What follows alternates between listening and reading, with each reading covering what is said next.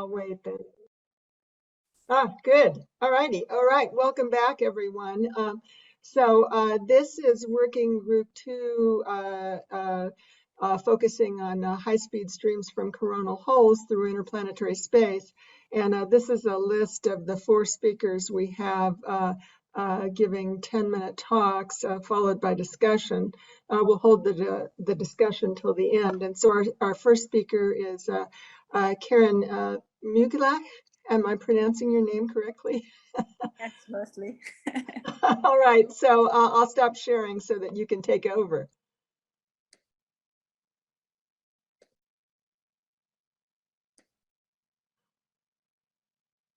Okay.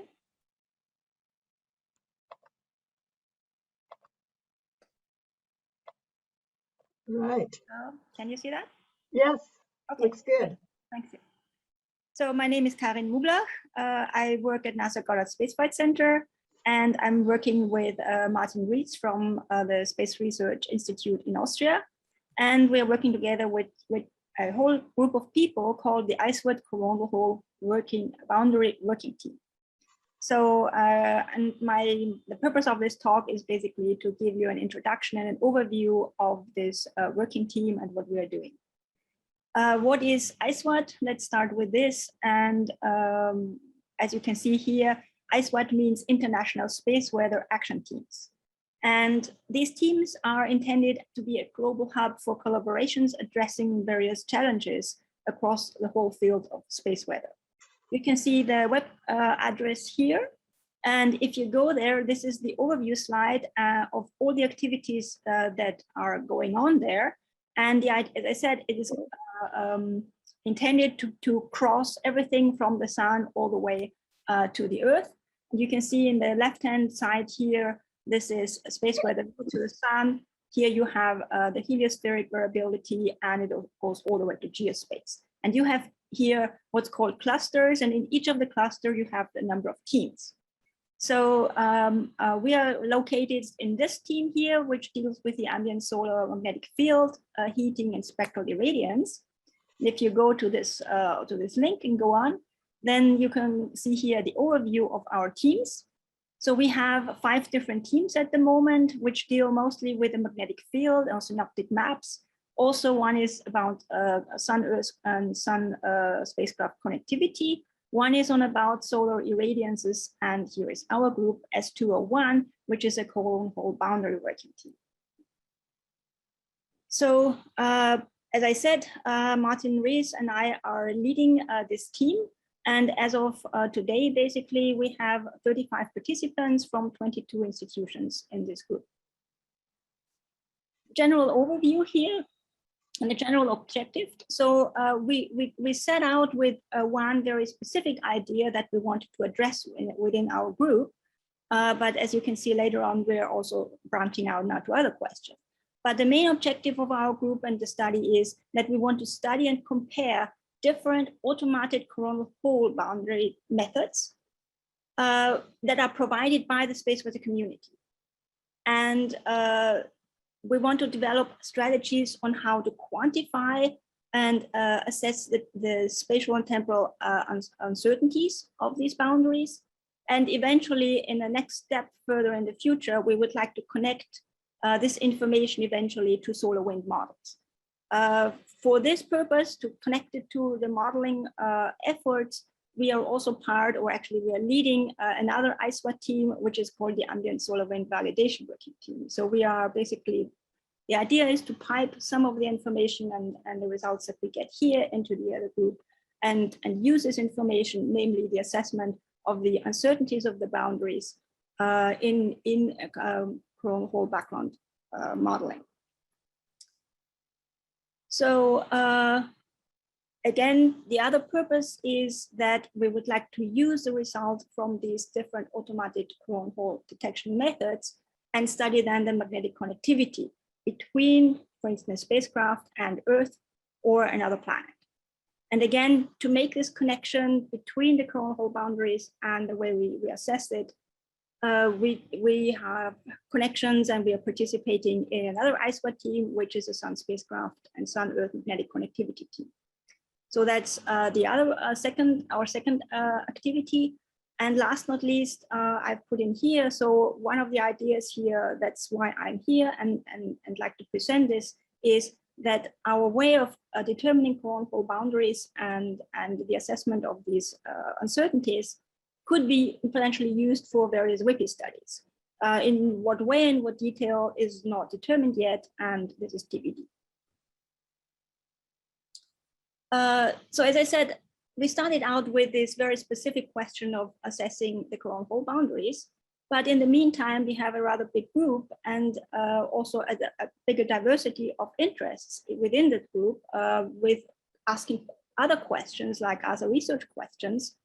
And what we have started now doing is we have now started forming smaller teams within this one, like sub-teams or subgroups, which have then selected a focus coronal hole studies. And at the moment, we have 4 of these sub-teams formed at the moment. One is from Kwan Ko and myself, where we actually talk about or study the physics of the coronal hole boundaries. Shivaji Chakraborty is working on an improved detection methodologies using machine learning. Emily Mason is also working on how streamers and the surrounding magnetic structures affect coronal hole boundaries. And very recently, we had a new team led by Isabel Piancic, and she's interested in studying the interaction of fast MHD waves with coronal hole boundaries. So these are now subgroups and sub-working groups that are working on other topics. And again, these subgroups or working groups are kind of independent from us as a lead. So Martin and I are not going to guide or lead these efforts, but these are guided and led by the sub-teams themselves. And our task as leads for these activities is mostly communication between the subgroups and of course get communication and information back and forth between the groups. So we are not guiding this, but we're trying to help and enable communication for these groups. So as I said, the way we started out, and we want to specifically study coronal hole boundaries, is by using different automated detection, coronal hole detection methods. And those are provided by the Space Weather community by a variety of groups. So, so 1 minute, Karen. So what we want to do is we evaluate then the boundaries and also basically have different kinds of methodologies which all give us different boundaries. And then we can derive and compare parameters from that. We have a whole bunch of different groups that are participating here. You can see this here. And I'll skip over this. We have a set of 29 images that we have given out to our group, and they give us back the coronal hole boundaries that we then evaluate. And for the first study that we have already finished, you can see here we chose this one coronal hole. And this is now the result that has already been published basically in a first paper. And what you can see here is a probability map that we can get from the different detection methods all together, and here overlaid the coronal hole boundaries as determined from these 9 different methods. So from these 9 different methods and these boundaries, we can then derive various parameters like coronal hole area, intensity, flux and unsigned flux, and so on. And for anyone who's interested, you're welcome to go to this paper. This has already appeared. The next part of the study is then to use all of our coronal holes and all of the methods. We have now a larger number of methods. We have already 13 methods. And last not least, the future plan is then to use global and EUV maps and also have time dependence in our detection methods. And this is then intended to couple this to the boundaries that we can get from magnetic field open modeling. And this is also where WHPI, I think, can come in, because this study, this second study, is sometimes we're hoping to start next year. And then we have to start thinking about which time period or and so on would be of interest for the community. We are here Okay. to invite everyone who's interested to join that and let us know what you're interested, what does WHPI want, and which periods and methodologies are you interested in. Thank you. Okay, thank you, Karen. All righty, so we'll hold the questions until the end and move on now to our next speaker. Stefan Heinemann, is that correct? And there you are, good. So if you'll unmute and share your screen.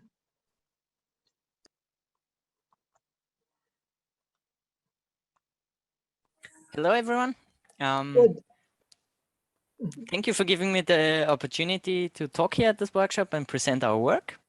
I will be talking about the method on how to estimate the far-side open flux using stereo corona holes.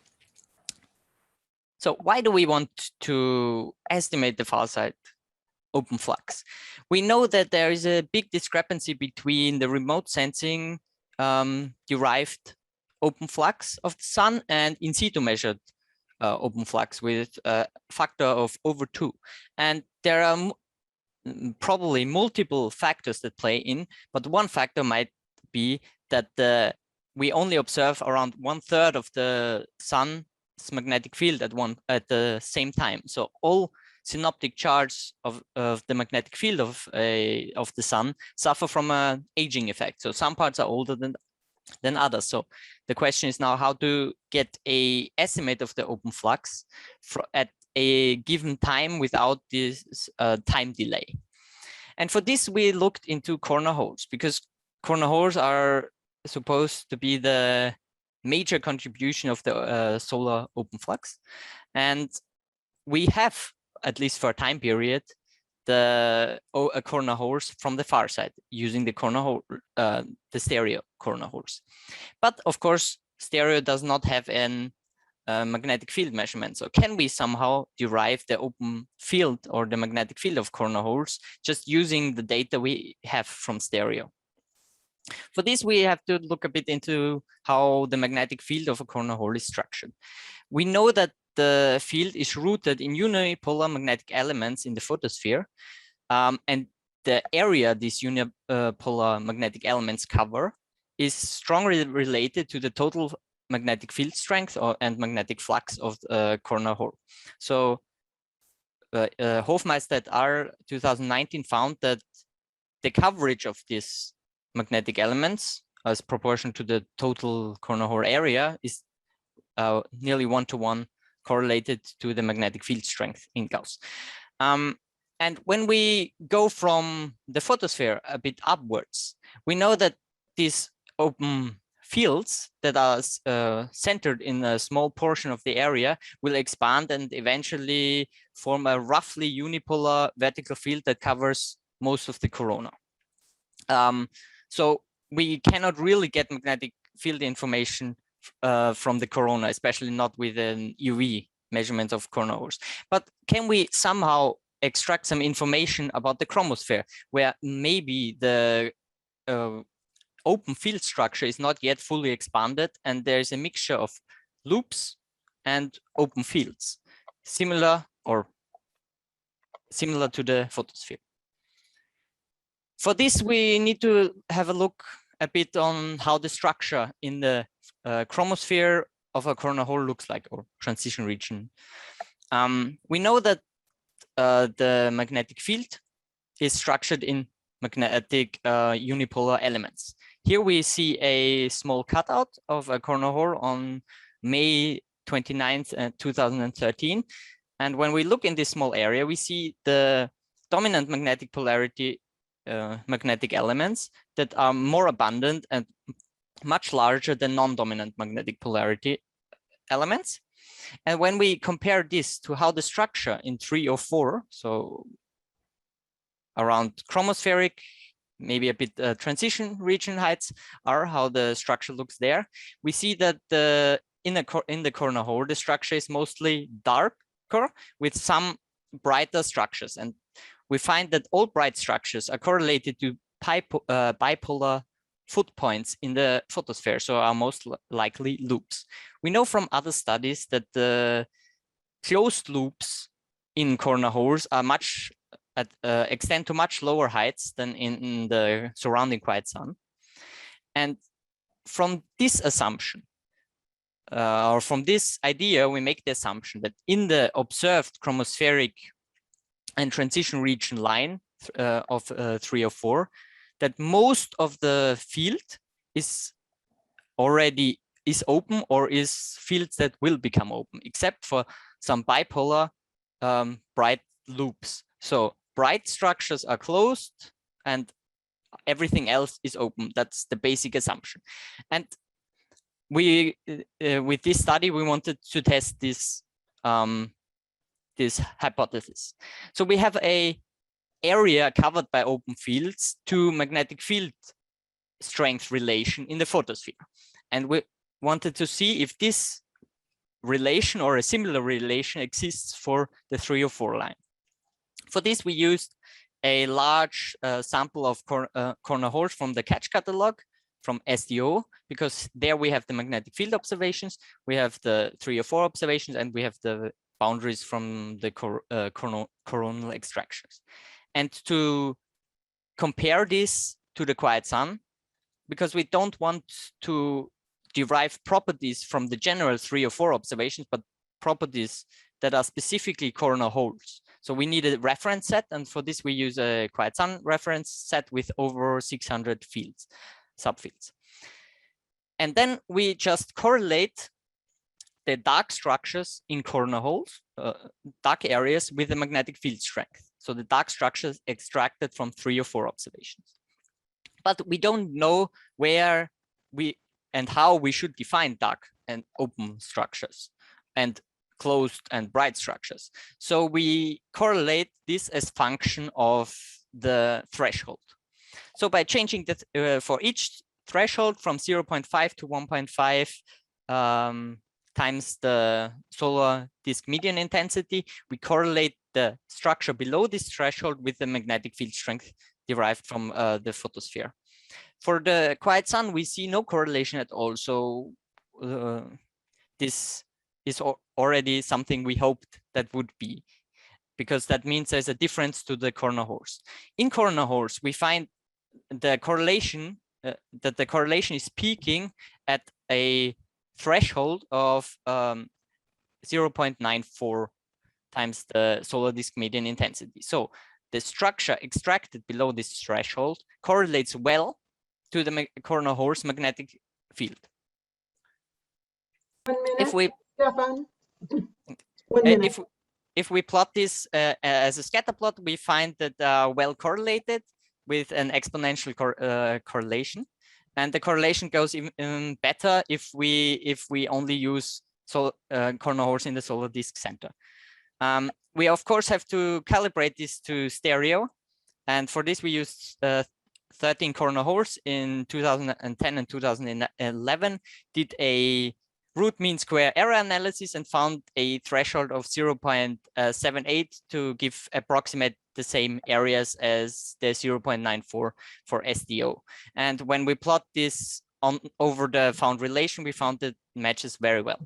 So to summarize, we found that the 304 observation intensity distribution in coronal holes and quiet sun region differ significantly, and by using the area proportion below a threshold, we can correlate this very well to the coronal holes magnetic field, and as such to the coronal holes open flux. And by applying this to all coronal holes on the far side observed with stereo, we can make an estimate of the total solar open flux at a given time, of course, where stereo is on the backside. Thank you for attention. The paper is out, accepted in Solar Physics, and here is a link to the archive. Okay, yeah. Thank you very much. All right, Thank you. So we'll go on to our next speaker, Stefan Hofmeister, whom I think was referred to in the last talk. So there you are. All right, hello. So let me shortly share my screen and go to full screen. All right.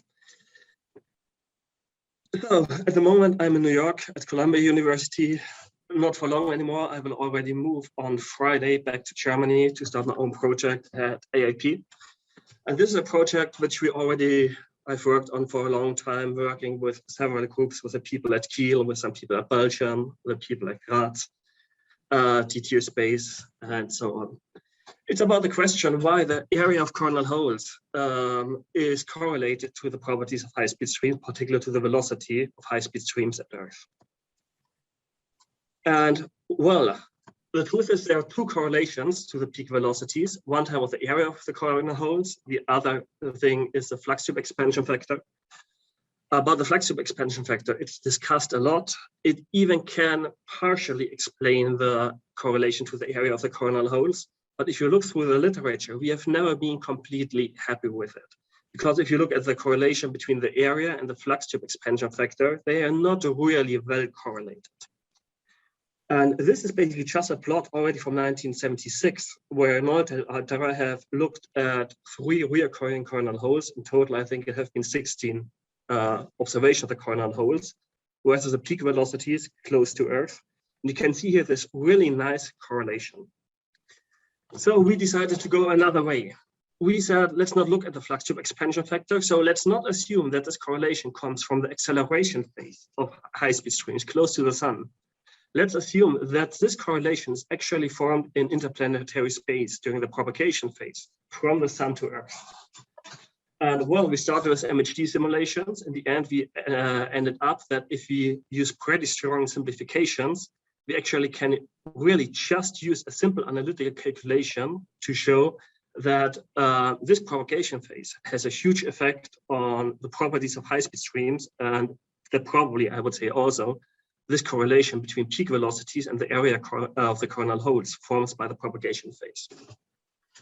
So what do we do? First, we assume just freely propagating high-speed solar wind streams. And what we mean with freely propagating, we mean the particles are not interacting. We do not have any waves in there which heat the high-speed streams.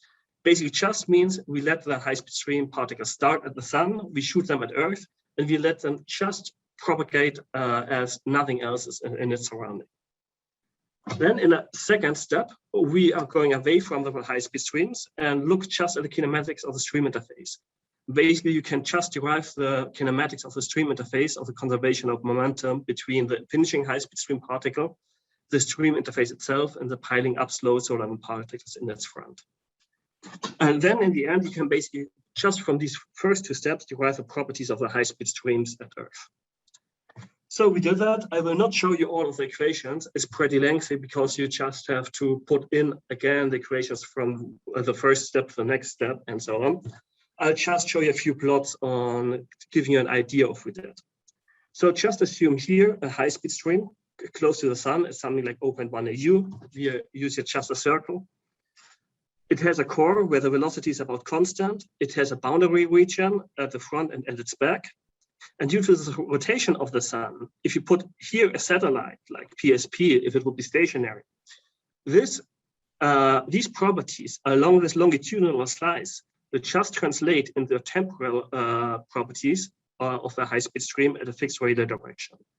So basically, this is just given by the middle plot here. You can see here the velocity, the temperature, and the density. And now if you assume that you do not have any interactions, basically, all what happens is that the particles disperse in interplanetary space towards the Earth. And then you can get basically this long plateau of the high-speed stream at Earth, which is related to this region here close to the sun, the temperature dropping and the density first dropping and then rising again. Important is for the particles, for the dispersion, usually people don't talk about that. The density or the volume which a particle has is not only decreasing by an r² law. As we have here velocity gradient in the trailing region, it also expands in the radial direction. And this radial direction leads to a different shape of the temperature versus velocity and density versus velocity relationships. If you would neglect this radial expansion, you would just get these diagonal lines. And due to the expansion, you get these slopes into these relationships. Let's shortly go to the kinematics of the stream interface. As I said, basically we treat it here as a three-body problem, accumulating high-speed stream plasma, stream interface, and piling up slow solar wind in the front. From that, you can derive just the velocity of the stream interface, how the mass changes, and also the arrival time of the stream interface at Earth by just solving this system of differential equations. And if you put all of these on top to each other, you get just this formula here for the peak velocity. It doesn't look nice anymore, but what's important is that it goes in there, the velocity of the stream interface, and the dV by d lambda, which we defined as the velocity gradient across the high-speed stream boundary. And this property is really important. This affects a lot of the solutions which you get at Earth. So now I will only show you a few plots of the results for the end. This is just how the properties evolved towards Earth. So the blue line is for a slice which goes through the center of the high-speed stream. So you have basically a large plateau region. And the decreasing velocities come from that all the fastest plasma parcels have already impinged into the stream interface. And so you don't see them anymore. So all of these particles here, which you see, come from the trailing boundary region. The same happens with the temperature and density. As long as we have constant velocity, these just evolve with an R-square law. As soon as the particles come from the trailing boundary region, they decrease faster due to the radial expansion. Let's plot here the velocity versus the longitudinal extension of the coronal hole or versus the area of the coronal hole. And you get these nice relationships. And if you compare now, for example, the plot from 1976 of actual measured relationship to what we got here, it looks pretty similar. But what's here again important is that all of these solid lines are the solutions where the particles actually arise from the trailing boundary region of the high-speed stream.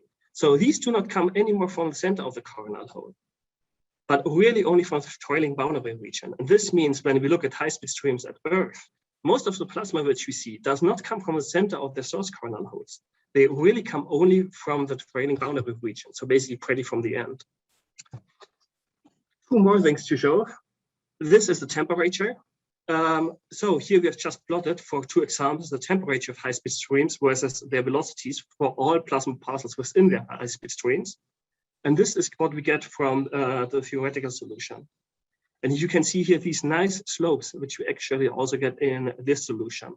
And these observed slopes probably just come from the radial expansion of the plasma parcels from the sun to Earth. Here we have actually absolutely the same with the density. So the density is not slowly declining, but this strong slope that you get here comes from the radial expansion. This is now when we put all of high-speed streams, in total 120 high-speed streams on top of each other.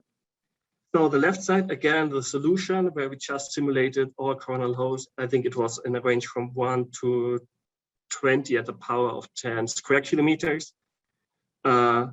And calculated the temperatures and densities, and the right side are actual measured ones. And you can see that these distributions match not so bad.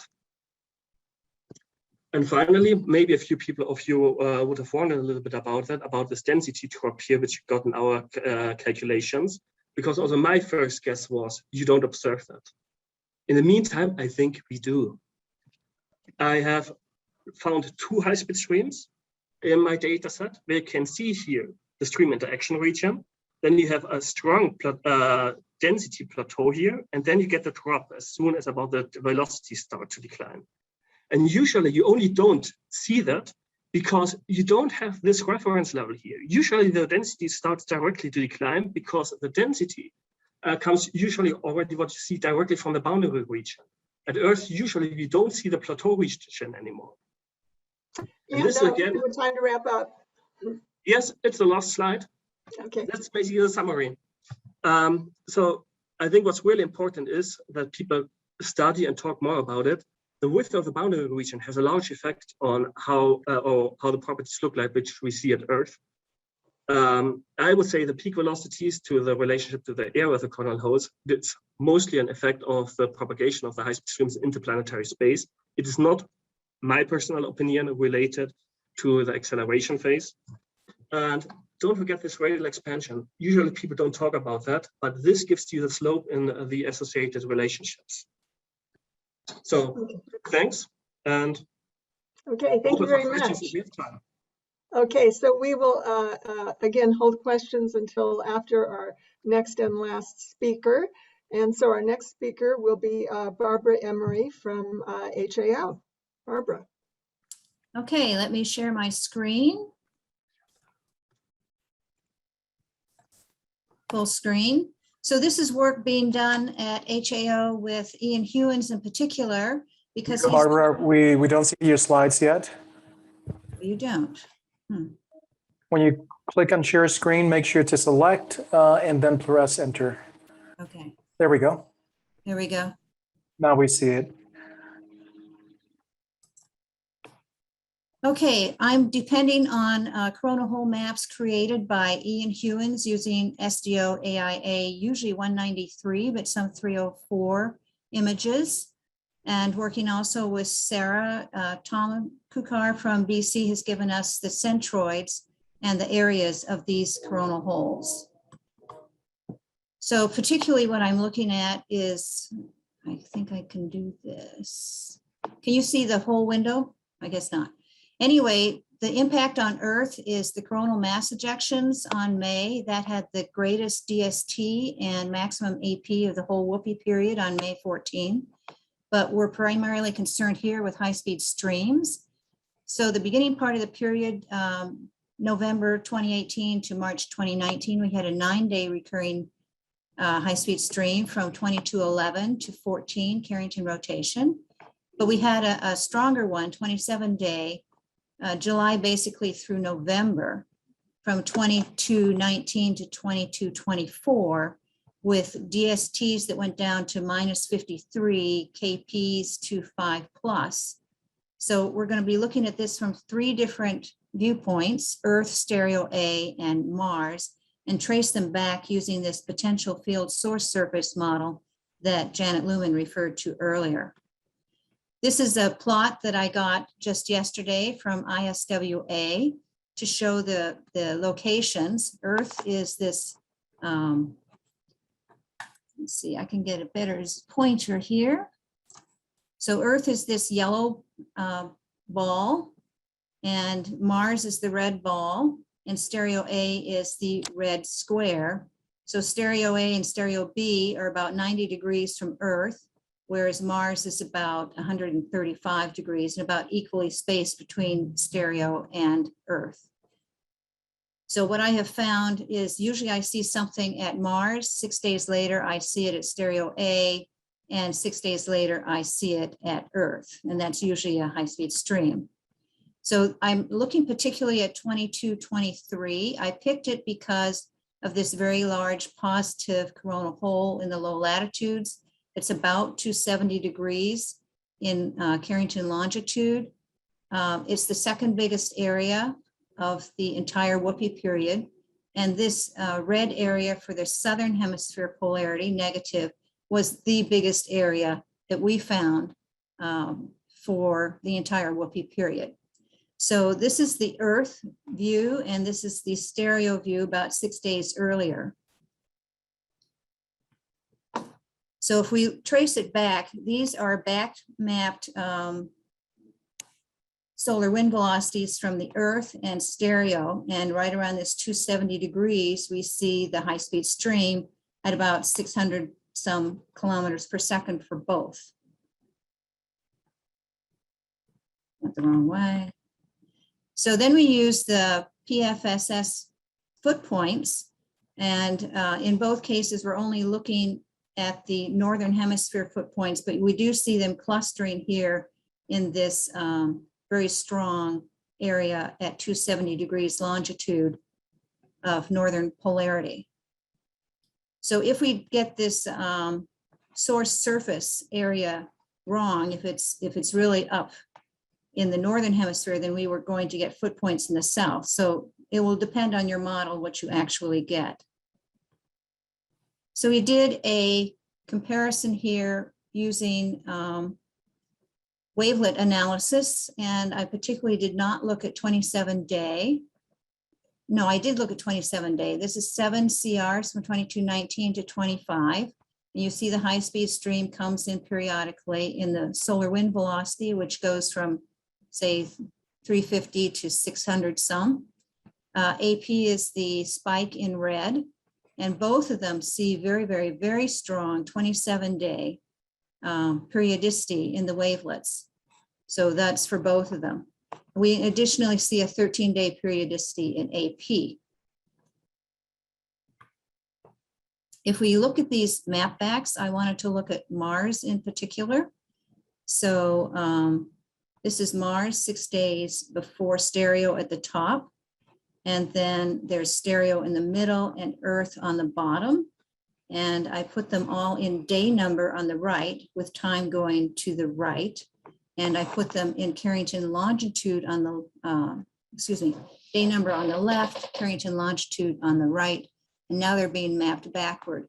And this high-speed stream is mapping around to this 270-degree longitude, Carrington longitude. So when we put then the PFSS foot points on it, from Mars, we're seeing foot points from both north and south. From stereo A, we're seeing it only in the north. From Earth, we're seeing it north and south, even though we do see approximately the same coronal holes, but of course there are differences, so PFSS and the velocity pick it up. But our peak velocities are right around, again, this positive polarity in the northern hemisphere. I'm now going to the 9-day periodicity. So this blue one around 270 is the peak velocity in, well, the peak magnitude in these colors for both. This one is probably the one, this one is 2212. So I'm looking at the 9-day periodicity. So we see these negative polarities in the southern hemisphere, also around the equator. And then this third one, which is the peak velocity here, might be from, not sure whether it's going to be the southern hemisphere or the northern hemisphere. The PFSS seems to say it's the northern hemisphere, so that's what we'll go with. Here is the wavelet analysis for this. I deliberately did not show the 27-day because it would overwhelm it, but we do see over here, this is the 9-day periodicity in the solar wind for 3 Carrington rotations, and in the AP for 3 Carrington rotations, in the magnitude of the IMF B field, 3 Carrington rotations, and you don't really see anything for BZ, which is to be expected. Here I stacked all of the Carrington rotations that Ian put together. On the bottom is 2209 and the top is 2227. I've also put CMEs in where I took it from the map of the list of CMEs. And if it's a KEC, it has large kinetic energy. If it's a HALO, it's a HALO 1. If it's geoeffective, I put a star on it. So in this case, it was a HALO and a large energy, kinetic energy. And what seems to happen, this is the May timeframe, 16 and 17, we have ICMEs. And what they do is they tend to disrupt this, looking at this line of low latitude coronal holes. In the north is blue, in the south is red. They seem to go up 6 degrees per Carrington rotation. They get disrupted by the mass ejections and then they restart. The blue north starts around 270, its preferred longitude, and the red is just to the right. We have 2 other strings too, which are basically stationary, more or less, one around 200, the other around 90. So we need to wrap up, Barbara. We are. This is the same thing from stereo. Sees more or less the same thing. And this is my conclusions. So we have a strong 27-day component, mostly from this northern hemisphere polarity moving prograde from 270-degree longitude. The map backs may not always give the correct source surface location or the correct coronal hole source, but I'm sure we can do better. WHPI has many, many low latitude coronal holes, the one set of northern positive polarity and 3 sets of southern negative polarity. And this is kind of unusual. And the CMEs seem to disrupt the location of the coronal holes, so then they reset after CMEs. And that is it. I thank you. Okay, thank you. So now I'll ask all 4 of our speakers to enable their videos so we can see you. That's great, good. And I think Kelvin will now put up any Slido questions we've collected. And okay, so let's begin with Sarah's question then at the top. I'm just, Sarah, do you want to unmute and read your question? I would actually like, if Barbara doesn't mind, I'd like her to put up a figure because I really would like to find out if anybody in this group can explain something very curious that she's found. Is that possible? Can she share her screen again and show that figure? It struck me, this is fairly recently, we looked at this and I can't explain it and I'm fascinated. So I want to know what the collective mind here thinks of this. So what she's plotting, let me make it sure it's clear what she's plotting here. Yeah, if you could do that in display so we can see a little bit better. Yeah. I think you do slideshow, right? Yeah. There And then you go. have to go down to the one. Thank you. Okay, so what she's done is she's taken a little slice in latitude of coronal holes. The coronal holes are the red and the blue, different polarity, right? And Yes. then she's plotting time on the y-axis, right, Barbara? So you're letting time go up. And so what's happening is, we talked earlier, I think Janet talked about how the differential rotation, we've heard about how the Carrington rotation rate is actually kind of a mid-latitude rate. So if you're closer to the equator, you're going to go prograde, I think, is that right? And then retrograde if you're closer to the pole. I always get those backwards. Correct me if I'm wrong. Got it right. Okay, there you go. And the centroid location of the blue positive northern hemisphere are closer to about 15 degrees, roughly, whereas the ones in the middle around 200 are closer to about 29 or 30 degrees. Right, but the point I just want to make, and I just want to make sure everybody can see this, is you see those, can you indicate those blue ones over on the right by 270? That drift, that blue slanted line, that is the drift that we expect for a structure at a latitude, which is below the Carrington latitude of mid-latitude. And so it's drifting to the right. But what's really interesting, if you look at the long-term evolution of WHPI, in May 2019, there were a bunch of CMEs. There was these active region nets that just kept popping off CMEs. And that low latitude coronal hole, which was drifting, sort of got disrupted by that. That in itself is not totally strange, but then it reset back to where it was at 270 degrees longitude. So I think this, and then it happened with this other one too, the one that's at 360. So I don't know, this could be coincidence. There's 2 things going on here. How are CMEs disrupting the low latitude coronal holes? And what's happening in terms of the sun that might potentially reset the longitude of these low latitude coronal holes? And I know we have some people on who might have a comment on this, so I would love to hear from them. Please raise your hand if you have any thoughts. Yay, Yiming. So Mary, yeah, Yiming just raised it. Yeah. Okay.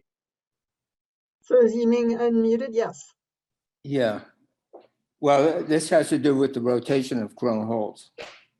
And I mean, in Skylab, one of the very exciting results, which I learned in graduate school, they talked about in graduate school at MIT, is that a lot of the Skylab coronal holes rotated rigidly. They seemed to not follow the differential rotation of the sun, and that was a big mystery. So 20 years later, when I got into solar physics, me and Neil Sheely looked at this, and we used the potential field source surface extrapolations and magnetic maps. And then we found the explanation is really simple. And basically, when you have a equatorward extension of the polar hole, that extension is formed because there's at low latitude, there's an active region or active region remnant, and your extension is just a distortion of the polar hole boundary. Now that distortion, it just follows, that low latitude active region. and it just ignores the differential rotation. It just follows the low latitude active region. So that if the low latitude active region is rotating at, say, 27-day equatorial period, that extension, even if it's going through mid latitudes, it just follows a 27-day rate. So let's say your hole is disrupted by a CME, but the active region itself is not disrupted. And then after the hole is, the hole is disrupted because the flux is closing down, but then it opens up again. Then it just continues to track that low latitude active region. So your pattern, the slope is the same. It just continues. So anyway, for this to have this rigid rotation and differential rotation coexisting at the same time, obviously it implies continual reconnection. And when you use a potential field model, that's automatically built in. The potential field is basically, it's always maintaining the potential condition. And when you have plasma, that implies you must have continual reconnection. Okay, that's what. Okay, thank you. So Can I ask you? Yeah, we have two of our panel members who have their hands up, and I didn't see who went up first, but I guess we'll ask Karen first and then Stefan, if that's okay. I think Stefan was first, so. Okay, all right, Stefan, go first. Okay, I do not have too much to add here, Yiming, because it was a really almost perfect explanation for that behavior. I maybe only should add in a very general way. Coronal holes do not rotate wickedly. I think also never ever has said that coronal holes rotate wickedly. They only rotate more wicked than the usual differential rotation. And if you plot the rotation rates actually of coronal holes, you will see that you have a huge scattering there, much more than with active regions. And this is exactly how Yiming explained the coronal holes. They follow the global magnetic field topology, basically of the open field lines. And this one is actually at least affected by the active regions you have on the sun. And this is why your rotation rate of the individual coronal holes depends on the global magnetic field structure, which you have on the sun, on the distribution of the magnetic of the active regions. But I oversimplified when I was just trying to make it as simple as possible. Yes. But obviously there is a large range, and again, there's active regions at different latitudes, so you're going to get different rotation rates. Okay, and Karen, did you have something to add? Yeah, can you pull up the image again? I just try to be devil's advocate here and say, you see this first coronal hole which is moving, rightwards, and then it's kind of gone, and then it reappears at 670. Why do we assume this is the same coronal hole? Maybe the first one has faded out and a new one has formed just by chance at the same place. It depends. So what I want to say is, if I look at this, I would go back on the coronal images and look at that and then see if I can see the connections. So this alone would not be enough for me to say, why is it special? Is it really the same coronal hole that just has kind of? It depends how you define same. Exactly. To some extent, it depends on what is the same coronal hole, and it might have been a bigger coronal hole where one part of it has faded out and filled in, while the other one, because of the active region I'm guessing there was an active region that emerged around there into this coronal hole and had the CME, and part of it obviously of the coronal hole was then filling in from this active region, but the other part, because it was very big, is still there, or is even getting enhanced. As I said, from a plot like this, I can say hardly anything, but as I said, I would kind of first ask, is this really the same coronal hole? May I ask a follow-up, Mary? Yes, please. So I don't think, I would reiterate what Yiming, I think, just said. It depends what you mean by a coronal hole. It's a pattern of open field at a certain latitude and longitude, right? And whether it's the same coronal hole or not, there's something about that latitude and longitude that's open field The question I haven't heard answered. I understand why we get this slope. It's the difference rotation. I understand why you might have that equatorial extension be connected to an active region. We had that in whole sun month with the elephant's trunk in the active region. And I understand why it would reform. I don't understand why it would reform back at the longitude that it sort of originated at. That doesn't make sense to me. Has somebody answered that and I missed that? Yes, maybe also I have a short explanation for that. We have seen that for already quite some time. It was really interesting. We had the opportunity to actually observe the birth of coronal hole, and this was now really strange by a filament eruption. And this was not a coronal dimming. This was a really coronal hole that's formed, and which then traveled within something like half a day, 1 day, by almost about 20 degrees in longitude to the region where potential field extrapolations already said before that you have open magnetic field lines. So basically what this says, if the global magnetic field topology stays the same, if you all still see in the magnetic field extrapolations that you should have open magnetic field lines there. As soon as you get either a global reconfiguration of the magnetic field, or maybe it's even another coronal hole which forms in its surrounding, it will travel right in the beginning back to this region where you have the open magnetic field lines. This is kind of what I kind of guessing might have happened here. That you have the CME which produces the dimmings or these temporary coronal holes which might then merge with some pre-existing ones that is still there at the western limb, eastern limb of the new emerging flux region. As I said, without any detailed coronal observations, it's very hard to say what it's there. What is a little bit surprising is why would the other coronal hole do exactly the same? Yeah. That is definitely a bit puzzling. Yes. I don't understand Sarah was asking why the coronal hole reforms at the same longitude. I mean, it ought to reform at the same longitude.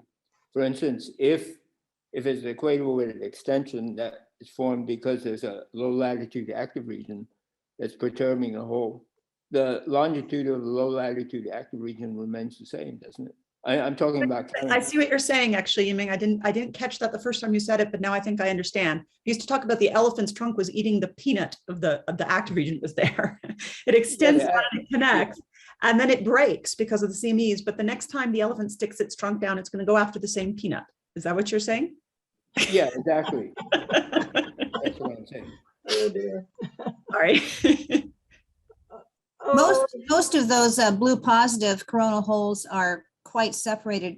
They're not extensions at all, but some of the red ones are very clearly extensions. Extensions of polar coronal holes? Yes, yes. Okay. Yeah. Okay, maybe we could go back to the Slido questions if we have others. I'm not sure. Otherwise, we welcome hands as well. Yeah, there's a couple more from Sarah. A couple more from Sarah. Do we have? Well, they're open questions. They're basically asking both Karen and Stefan about the time periods they do and whether they have something for specific to WHPI. So I could just throw that out to them. Okay. The thing is, in this time period, we don't have anything on the far side of the sun because stereo is only at 90 degrees, and the other one is not working anymore.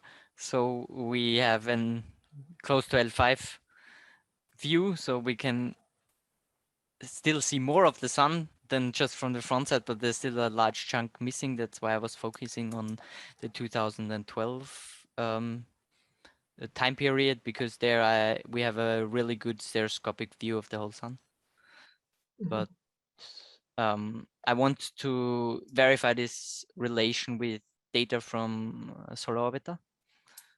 So if this holds, and then this can also be for the now coming years, or at least for some time period where we have observations from Solar Orbiter, which of course we only have during campaigns and not the whole time. Okay. I actually had a question, so I'll raise my hand. And this was for Stefan Hofmeister. We have two Stefans, so I have to distinguish here. And that is, do you have any physical intuition as to why the high-speed stream comes from the trailing boundary? I mean, it came out of your mathematical model. No, so close to the sun, it comes from the complete coronal hole, close to the sun. Right. But then the fastest plasma particles impinge into the stream interface and drives the stream interface. So basically they get absorbed by the stream interaction region. And this is why you don't see them at Earth anymore. At Earth, you only see everything which has not impinged into the stream interaction region. And this is basically only the trailing region. Got it. Okay, all right, thank you. Yeah. All right. Do we have any more questions for our speakers? Two have raised hands. Okay. Okay. So I see Yiming has raised his hand. So why don't you go ahead? Yes. I had a question about the first talk. There's a correlation between area of coronal hole and coronal hole field strength. There's an area sub ME. I didn't understand what is this correlation? It's the area of the magnetic elements in the photosphere. So the area they cover as fraction of the total coronal hole. So we from photospheric observations, we can extract the unipolar magnetic elements. Usually we do it with around the threshold of 20 Gauss, and this extracted area correlates to the or the area they cover correlates to the whole magnetic field of the coronal hole, or the projected magnetic field of the coronal hole. The B coronal hole, is that the total flux in the hole or just a local? For the we compared it with we take the boundary and overlay it on the projected over the magnetic field maps, and then but your correlation is between this area magnetic elements and B coronal hole. What is actually B coronal hole? How do you define that? The whole flux of the coronal, the sign flux divided by the area, in principle. The total flux in the coronal hole. Yeah, sign flux. Oh, yeah. Okay.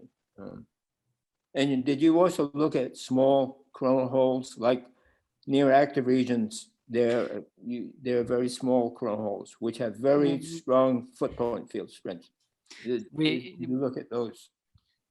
We looked at very small ones. We didn't look at, but from 2 times 10 to the power of 10 kilometers squared up to over 10. We have like over 300 in our sample, but the smallest ones I think we didn't include in the study because they're it's unclear where exactly the boundary is, and especially in the 3 or 4 images, we don't know what part is in and what part is out, and how are boundary effects playing into this relation. And we wanted to avoid having too much boundary effects in establishing this relation. Yeah, I'd say in general, I would expect the area, I mean, generally coronal holes form near active regions and then they expand, the area expands. And as the area expands, the field strength in them weakens. And generally when you multiply the area by the field strength, it's roughly constant. But you're talking about the total flux, not the field strength, is that right? In your correlation? No, the field strength. So the B coronal hole, is that the total flux in the hole, or is it just a local field strength in the hole? It's the average field strength of the hole. Yeah. Well, anyway, but not the absolute value of the. Yeah. Okay. But I would expect when you look at a small hole near an active region, it has very strong field strength. and Yeah. small area, strong field strength. And I don't know if that fits in with your correlation, but that's what I would expect. It should, the correlation that is shown by the other Stefan, it also so at least for the photosphere holds also for small coronal holes and for stronger ones. May I maybe say one sentence to that? Yes, please. Basically, what happens is all of the magnetic elements, which are the foot points of the magnetic funnels, have similar magnetic field strength. And this is basically from which you get this correlation in the end. Basically, a higher coverage with these magnetic elements means just you have more with roughly similar field strength. And so also the average flux or the average field strength of the coronal hole gets higher. And this basically holds for all coronal holes. It doesn't matter if it's a strong one or weak one, a large one or a small one. This correlation basically only says the open magnetic flux, or let's call it the unbalanced magnetic flux within the coronal hole, arises from these magnetic elements. Okay. But also, I quickly wanted to mention that we looked at the evolution of coronal holes. So when they grow, that because you mentioned that the field strength should reduce when the size grows. We found that this is absolutely not the case for long-living coronal holes, that how the area evolves just is not correlated at all to how the magnetic field strength evolves. Okay, I completely disagree with that. I mean, what I find is over the whole solar cycle, at solar maximum, you get, on average, you have small holes, but very strong field strengths. So, and solar minimum, you get large holes like polar and weak field strengths. Now, if the total flux is the total coronal hole area multiplied by their average field strength. So if you take the total flux at maximum and the total flux at minimum, they're roughly the same. And for that reason, the variation of the open flux over the cycle is roughly within a factor of 2. It's roughly constant. Yeah, I completely agree with that. I just mean that for in the evolution of individual coronal holes, this relation does not hold. I find that surprising, but okay. Okay, I think we're about out of time. Is that right, Sarah? Did we have any more hands up that I have not given a chance to comment? I think we're good. And I think we're also out of time. Yeah, we just, we're out in 2 minutes. And to wrap up, I just want to remind you of tomorrow morning that we are starting at the same time, same Zoom. We're going to start off with Barbara and Ian talking about our virtual resources. And we're going to have an overview of the campaigns in WHPI. And then we have more scene settings. Working group 3 and working group 4 are going to be getting essentially the same treatment as what you had today for the other 2 working groups. So it's going to be a lot of fun, and please come back. Also, we have right now the icebreaker, and the icebreaker is just an opportunity for us to have some fun. And we've mapped it out for the next couple hours. Probably we'll have an activity that will go on much more, not the full time, maybe an hour, and then we'll have some time just to hang out with each other. So please stay on the line, because again, it's going to be this Zoom, and we'll do the icebreaker. Is that right, Catherine? We are staying on this Zoom, right, for the icebreaker? That is, pardon me, that is correct. And also, just a quick housekeeping note, most of you have done so, but if you can just make sure you use your first and last name when you enter Zoom every day, that way we can make sure we can properly identify you. Awesome, thank you. Any other housekeeping items before we? So what I propose is we actually take 5 minutes, because it's been a busy day, and but please don't turn off your Zoom. Just pause your camera for 5 minutes, and you'll see the music is going to start. There's going to be a nice slide that will show up, and in a few minutes, people, as soon as you're ready to start showing yourself again and start chatting, just please do. And within less than 5 minutes, we'll start the formal proceedings of the fun. So see you in just a couple minutes.